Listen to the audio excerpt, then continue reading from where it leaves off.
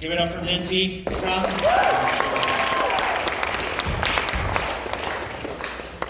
right, I have notes, but I don't know that I will look at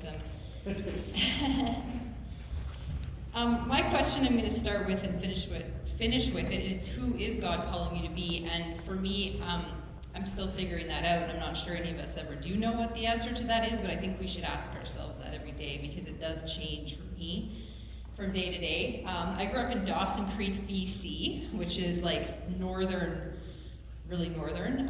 So I grew up doing a lot of redneck things like hunting and camping and fishing and being a dirty kid outside, and it was awesome.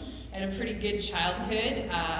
I would say I grew up in a semi-Christian home, depending on the day. Definitely grew up going to church, and my mom really encouraged youth group and you know, accommodated that with just the family plans and things like that. And I'm the oldest of 3 kids, so I have a little brother and a little sister. So I'm very bossy by nature, and I tend to be a leader in a lot of situations. And but I also really always appreciated coming to youth group and having Jason just run the ship and, you know, just be part of this team that just works and not have to really lead. I really have enjoyed that.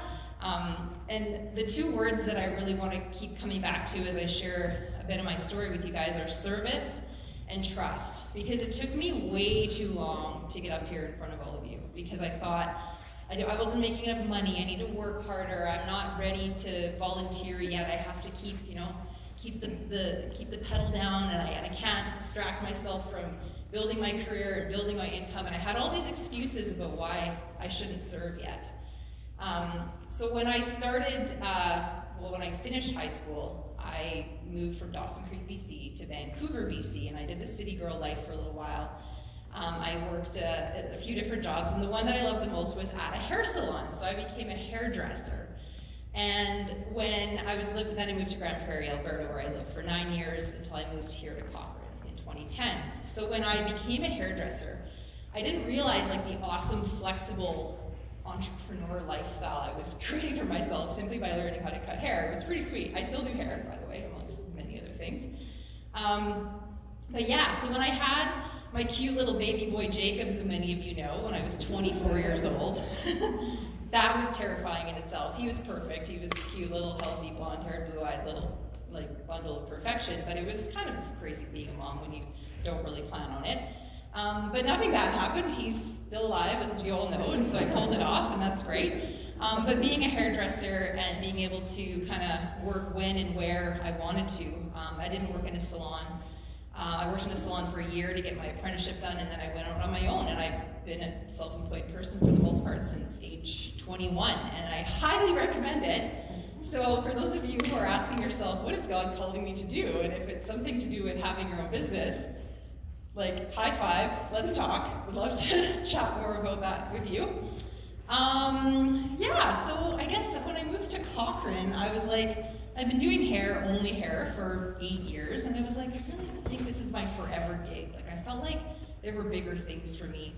And miraculously, this door opened for me to become a financial consultant. So I actually worked at a large international investment firm for a while after taking all these horrible courses that I literally have blocked that year out of my brain. Like, I don't even remember it because it was like course after course, exam after exam, and anyways, I got the job that I wanted to get that I thought would be my forever job.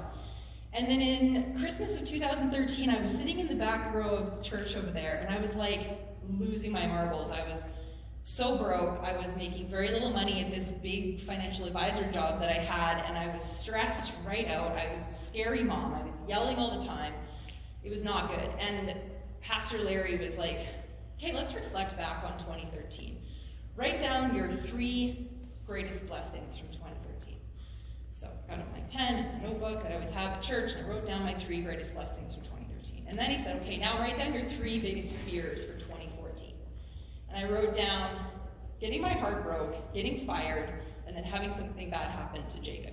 2 of those things happened in 2014. I got my heart broken, and I got fired. And both of those things were so good for me, and they helped me so much. And I'm so grateful that those things happened to me, because they just set me on a really cool path that led me here, led me to hanging out with Selena on a regular basis. Yeah. And just meeting all of you. And, really what doesn't kill us makes us stronger. And just because we're Christians doesn't mean God's going to make our life easy and our path easy, right? He wants us to lean on him. He wants us to fall to our knees and pray and need each other and need him. And so don't be silent. Don't suffer in silence when you feel like you're going through stuff.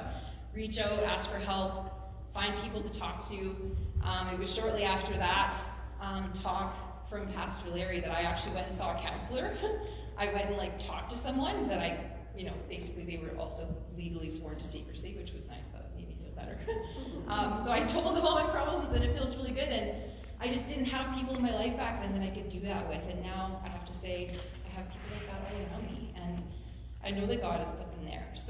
And I got those people in my life by serving others. I stopped thinking about myself. I shut off that voice in my head that said, you don't have enough money, you don't have the right status yet, and nobody's going to want you at youth group because you're, an unmarried mother, and all these things that went through my head.